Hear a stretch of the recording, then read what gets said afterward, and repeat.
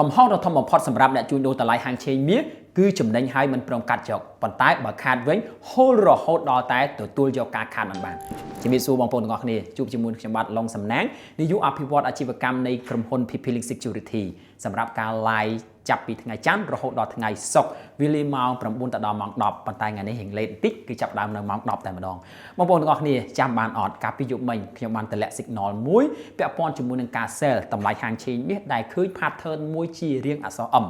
បាទហើយពេលនោះតម្លៃគឺល្អខ្លាំងមែនទែននៅក្នុងការ sell នៅតម្លៃ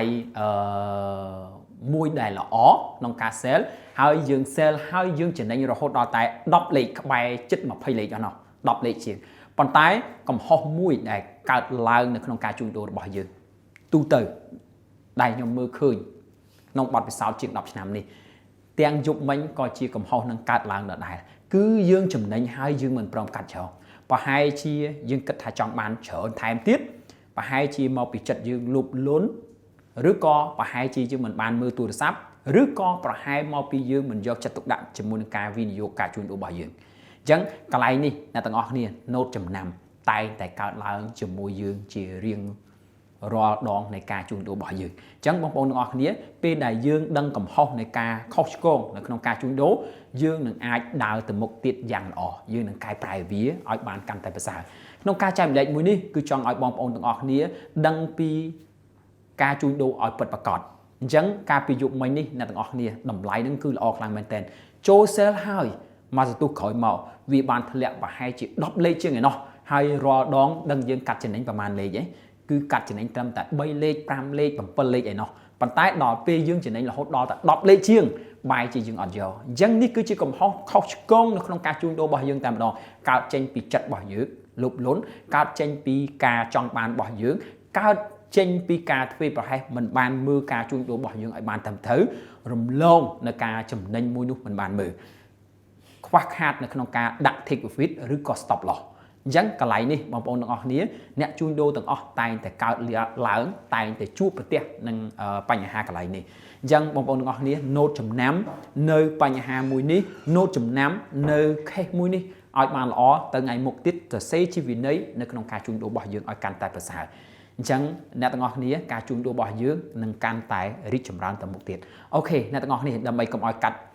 ពេលវេលាឬក៏ចំណាយពេលវេលាអ្នកទាំងអស់គ្នាច្រើនយើងចូលទៅក្នុងការវិភាគតម្លៃហាងឆេងមាសរបស់យើងតែម្ដងសម្រាប់ថ្ងៃនេះថ្ងៃទី11ខែ8 2026តម្លៃហាងឆេងមាសឥឡូវនេះគឺនៅ$4,410នៅក្នុងមួយអោនក្នុងទីផ្សារហាងឆេងមាសអន្តរជាតិប៉ុន្តែនៅក្នុងហាងឆេងនៅក្នុងប្រទេសកម្ពុជាយើងប្រហែលជា$5,000ជាងអ្នកទាំងអស់គ្នា$5,300ជាងហើយអញ្ចឹងមានការកើនឡើងខ្លាំងមែនទែន$5,313នៅក្នុងមួយតម្លឹងបាទតម្លៃហាងឆេងមាសកាន់តែកើនឡើងបងប្អូនមានការសួរមកខ្ញុំច្រើនទាំង Telegram និងការ call តើគាត់អាចលក់មាសដែលគាត់បានទិញនៅតម្លៃ$4,000ស្ដើងក្នុងមួយអោនបានដែរអត់ព្រោះឥឡូវនេះគាត់ចំណេញបានប្រហែលជាមួយអោនរហូតដល់តែ$100ជាង$200ជាង$30-40ជាងអញ្ចឹងគាត់អាចលក់ចេញបានអត់នៅមានចំណុចដែលយើងត្រូវកាត់យក take profit បានន័យថាជាចំណុចដែលកាត់ចូលប្រាក់ចំណេញមានកន្លែងហ្នឹងឥឡូវនេះវាកំពុងតែមកដល់ឬក៏ក្បែរកន្លែងហ្នឹងខ្លាំងមែនទែនគឺ$4,416គឺ$4,420ណាកន្លែងហ្នឹងគឺជាកន្លែងមួយដែលយើងកំពុងតែមើលថាតើកម្លាំងនៃការកើនឡើងហ្នឹងអស់ហើយឬនៅការពីពឹកមិញខ្ញុំវាស់វែងមើលទាំងកម្លាំងក្នុងការកើនឡើងអញ្ចឹងយើងមើលឃើញថាវានឹងអាចកើនឡើងបន្តទៅលើបន្ថែមទៀតដោយសារតែយើងកំពុងតែមើល time frame 4ម៉ោងឬក៏ time frame មួយថ្ងៃ time frame 1ម៉ោងក៏យើងមើលឃើញពីដើមទៀនដែលអាចចំអល់បង្ហាញនៅក្នុងការកើនឡើងបន្ថែមទៀតដែរប៉ុន្តែកម្រិតនៃការកើនឡើងនោះវាអាចឡើងទៅបន្តិចទៀត around 44.60ជាងទៅដល់45.00អញ្ចឹងបងប្អូនដែលបានទិញនៅតម្លៃទាបហើយចំណេញហើយយើងត្រៀមនៅក្នុងការកាត់ចំណេញរបស់យើងមួយសាសិនព្រោះដោយសារតែតម្លៃហាងឆេងមាសយើងតាមឃើញតាមពីដើមមកហើយឡើងចុះរហូតបើសិនជាយើងចេះកាត់ចំណេញបាទកន្លែងដែលយើងទទួលបានផលដែលខ្ពស់បំផុតនោះប្រហែលជាយើងអាចកាត់បានរហូតដល់តែ 2-3 ដងវាប្រសើរជាងយើងទុកហូលតែមួយកន្លែងបាទហូលមួយកន្លែង ព្រោះដោយសារតែគោលដៅរបស់យើងមិនមែនជា long term investment ទេគឺជា short term investment នៅក្នុងការទិញប្រចាំម៉ោងប្រចាំពេលប្រចាំថ្ងៃអញ្ចឹងបើសិនជាអ្នកទាំងអស់គ្នាបានទិញទុករហូតដល់កម្រិតមួយដែលអ្នកទាំងអស់គ្នាគិតថាជា long term អាហ្នឹងសូមអ្នកទាំងអស់គ្នាអាចទុកហើយកំណត់ stop loss ដេញតាមពីក្រោយវាដើម្បីការពារនៅហានិភ័យដែលកើតឡើងណាអញ្ចឹងខ្ញុំមើលឃើញថាកម្រិតនៃការកើនឡើងនៅកម្លាំងបាទនៅមានកម្លាំងបន្តទៅលើបន្ថែមបន្តិចទៀតខ្ញុំស្ដាយតែយប់មិញទេដែលយើងមើលឃើញអក្សរ M ហើយចំណុចដែលយើងចូល sell ហ្នឹងគឺត្រូវទៀតត្រូវហើយចំណេញទៀតតែយើងអត់បានកាត់អញ្ចឹងយើងកំពុងតែ wholesale មួយនៅជាប់ខាងហ្នឹងហើយនេះគឺជា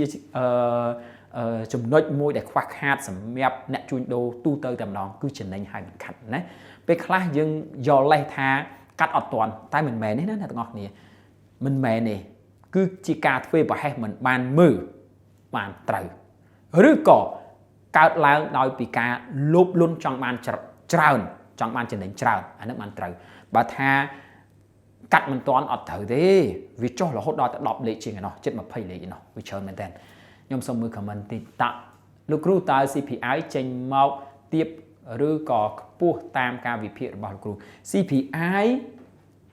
ភាគច្រើនចេញមកអាចនឹងល្អសម្រាប់សហរដ្ឋអាមេរិកបាទចេញមក CPI នេះវាឆ្លុះបញ្ចាំងអំពីអតិផរណាដែរប៉ុន្តែ CPI នៅក្នុងខណៈនេះបើសិនជាចេញមកល្អវាធ្វើឲ្យតម្លៃហាងឆេងមាននឹងមានការធ្លាក់ទៅចុះខុសបាទវាមិនមែនរហូតល្អកើតឡើងរហូតដល់ទៅជាតម្លៃអតិផរណាឯងវាជា CPI មួយដែលចង្អុលបង្ហាញពីតម្លៃទំនិញដែរប៉ុន្តែនៅក្នុងកម្រិតមួយដែលវាល្អវាធ្វើឲ្យតម្លៃហាងឆេងមាសហ្នឹងមានការធ្លាក់ចុះបើសម្រាប់ខ្ញុំ CPI អាចនឹងល្អបាទអាចនឹងល្អប៉ុន្តែខ្ញុំគិតថាម្ដងនេះ CPI មិនសូវមានការប្រែប្រួលច្រើនទេបាទដោយសារតែឥទ្ធិពល non farm ហ្នឹងដូចជាឥទ្ធិពលខ្លាំងទៅហើយកម្រិតនៃការកើនឡើងហ្នឹងច្រើនទៀតអញ្ចឹង CPI សម្រាប់ខ្ញុំដូចជាឥឡូវហ្នឹងភាគរយវានៅក្បែរ50បានន័យថាទោះបីជាចេញមកល្អក៏ដោយក៏កម្រិតនៃការធ្លាក់ចុះហ្នឹងវាមិនខ្លាំងដែរបាទវាមិនខ្លាំងដែរអញ្ចឹងអាចតាមដានទាំងអស់គ្នាសម្រាប់ខ្ញុំ CPI ចេញមកមិនសូវឲ្យទីផ្សារប្រែប្រួលខ្លាំងទេនៅក្នុងពេលនេះប៉ុន្តែមិនមែនមានន័យថា CPI ជាព័ត៌មានតូចទេជាព័ត៌មានធំបាទជាព័ត៌មានធំដែរតែយើងចាំមើលទាំងអស់គ្នាណាអូខេតោះយើងទៅមើលនេះបន្តិចព្រោះដោយសារម៉ោងរៀងច្រើនបន្តិចណាមានសំណួរអីអាចសួរទៀតបានអញ្ចឹងមាសមានឱកាសធ្លាក់ទៀតទេមានបងមាសអាចនឹងមានឱកាសធ្លាក់ប៉ុន្តែកម្រិតនៃការធ្លាក់ហ្នឹងវាអាចត្រឡប់មកដល់40គុតវិញទេក្នុងមួយថ្ងៃឬក៏ក្នុងគណៈណាមួយខ្លីបាទ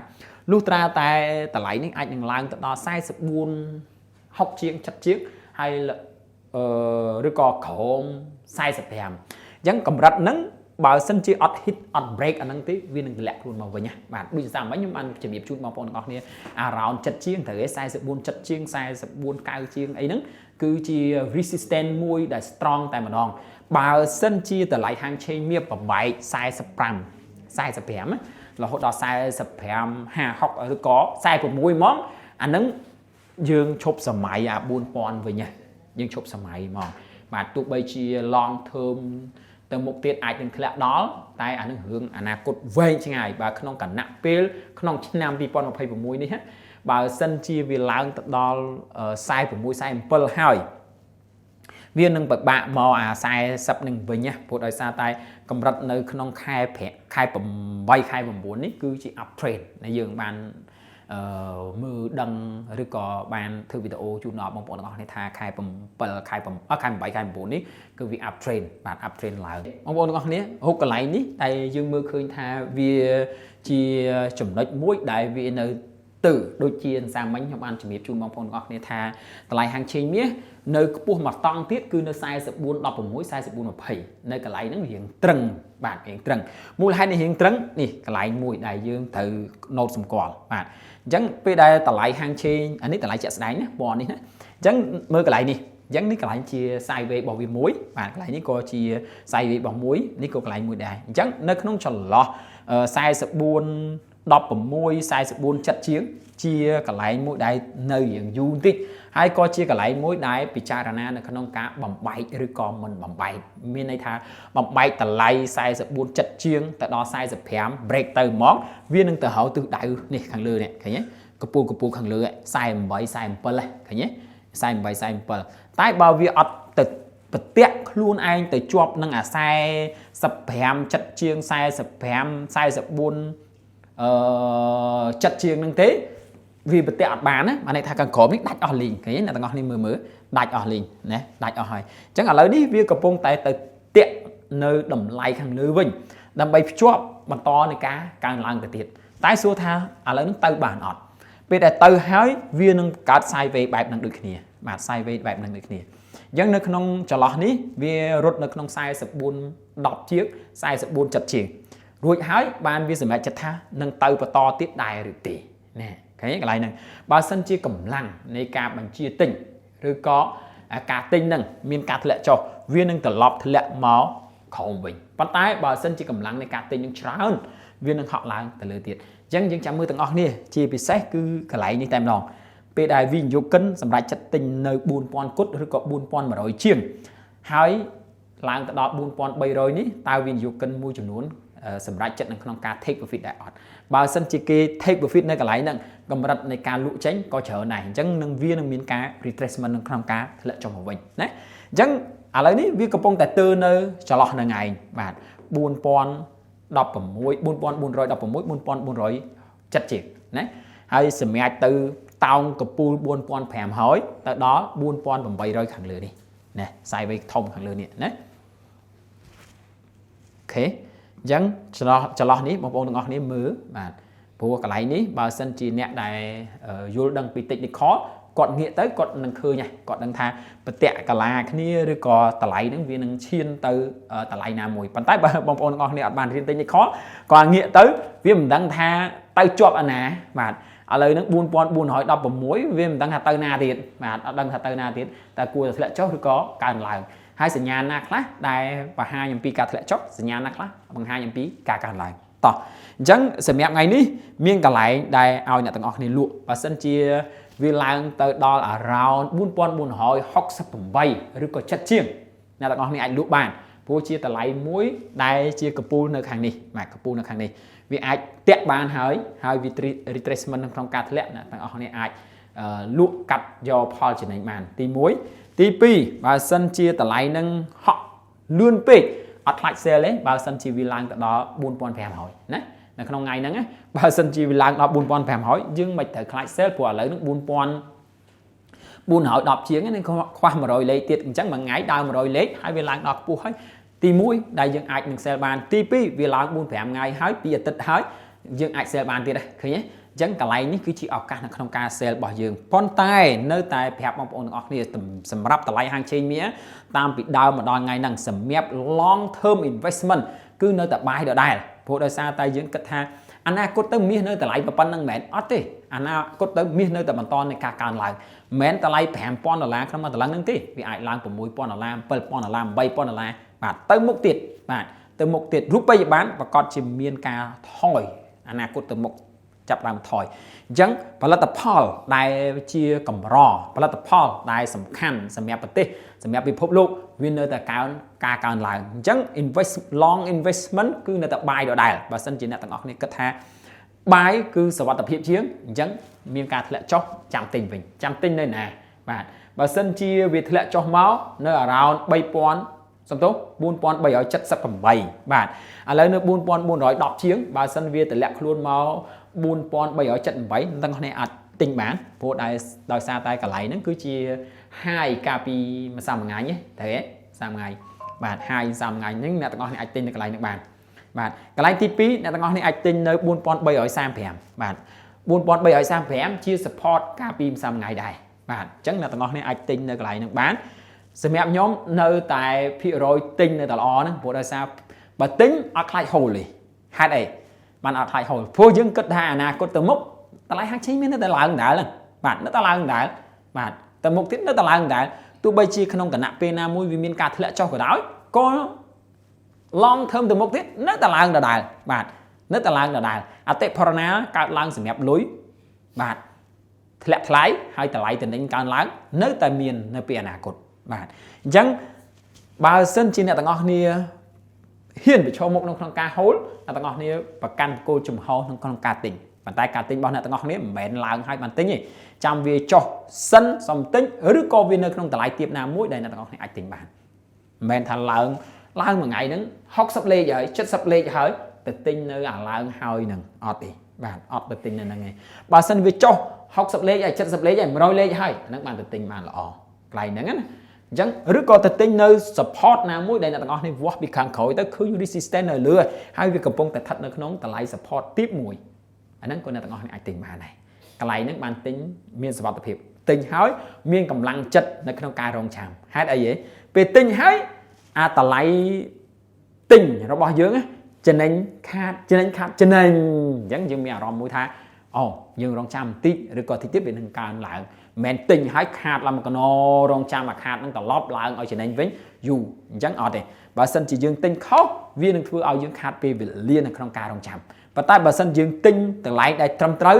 វាធ្វើឲ្យយើងសុបាយចិត្តហើយយើងស្ម័គ្រចិត្តនៅក្នុងការរងចាំទៀតអានេះជារឿងពិតរបស់យើងដែលយើងមើលឃើញតម្លៃហាងឆេងមាសឃើញតួរលេខពណ៌ខៀវណាឃើញតួរលេខដែលអត់មាននិមិត្តសញ្ញាសួស្ដីបងអូនតើមាសបំបែកតម្លៃហើយឬនៅបងអូនវាអត់ទាន់បំបែកនៅក្នុងការកើនឡើង up trend ទៅតែម្ដងទេបងតតែដាច់45ជាងបាទដោយសារតែមើលឆាតនេះបងមើលឆាតចេះសូម្បីតែមើលឆាត4ម៉ោងក៏ឃើញដែរនេះតែត្រឹមនេះចុះក្រោមមានន័យថាវាអត់ទាន់បំបែកតម្លៃ down trend ទេ down trend ទេបើសិនជាយើងមើលក្នុងនេះមើលក្នុងឆាតខ្ញុំឲ្យបងមើលទៅព្រោះដោយសារតែវាជាលក្ខខណ្ឌនៅក្នុងការវិភាគពេលដែលខ្ញុំធ្វើអញ្ចឹងបងអាចមើលឃើញថាវាចុះកើនឡើងឬក៏ចុះនេះឃើញទេអញ្ចឹងវាកំពុងតែស្ទាក់ស្ទើរនៅក្នុងការបបែកតម្លៃកន្លែងហ្នឹងគឺជាចំណុចមួយដែលសំខាន់មែនតើកន្លែងហ្នឹងណាបើទាញពីលើមក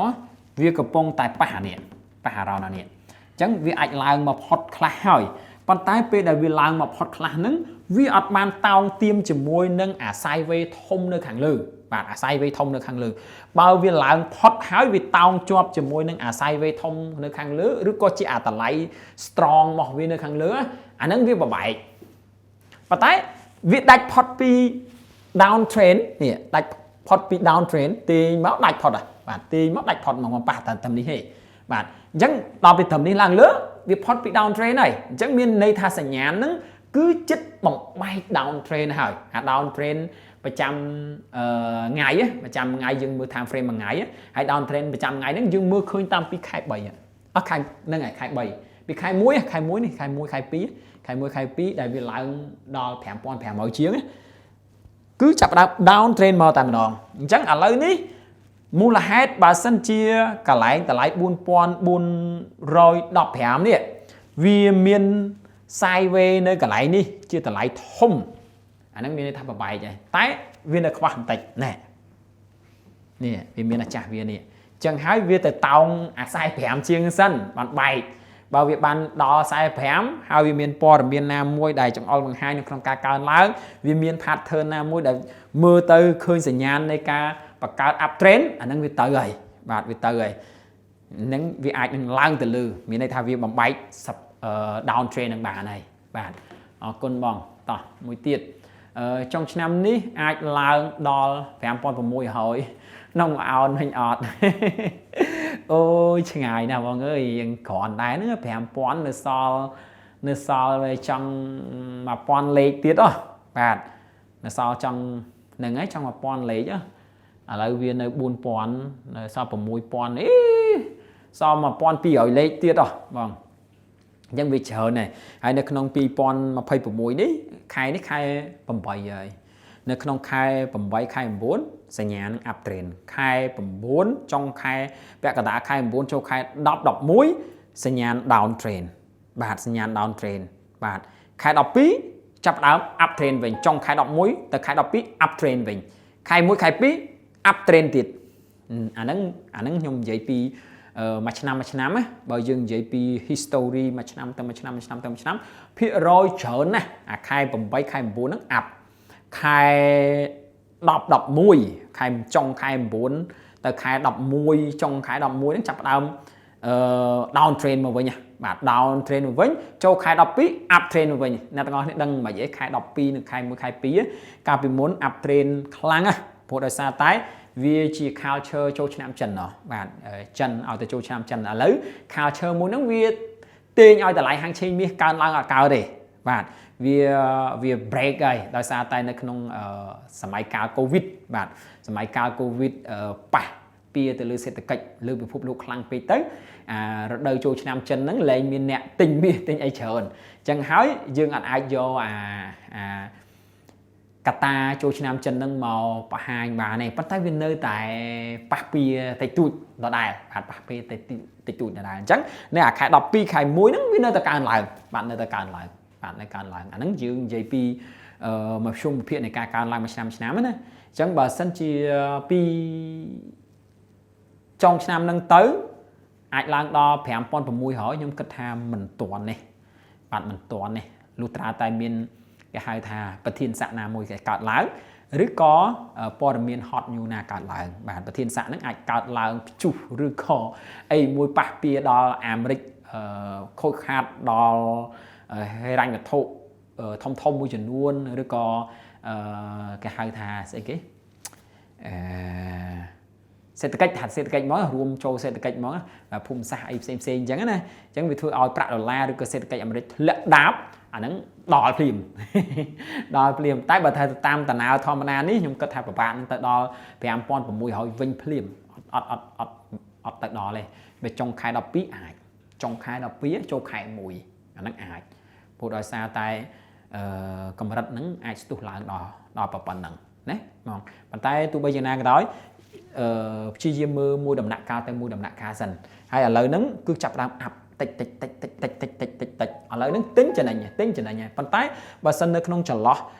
44ក្បែរ45ណា44ក្បែរ45ហ្នឹងបងប្អូនទាំងអស់នេះត្រូវរៀងប្រុងប្រយ័ត្នបន្តិចព្រោះដោយសារតែវាអាចទៅប្រទាក់នៅតម្លៃខាងលើដូចខ្ញុំបានប្រាប់ដែរអត់បើសិនជាវាអត់ទៅទេវានឹងមានការតម្លាក់ខ្លួនមកវិញរៀងច្រើនតិចដែរបាទ50លេខ100លេខវិញយើងនឹង vivo ហើយអាទិញនៅលើវាអញ្ចឹងណាអញ្ចឹងឲ្យបងប្អូនទាំងអស់គ្នាប្រយ័ត្នបន្តិចប្រយ័ត្នមាន2មាន3ប្រយ័ត្នទី1យើងនៅតែចូលទិញលក់ធម្មតាប៉ុន្តែយើងប្រយ័ត្នដូចគេ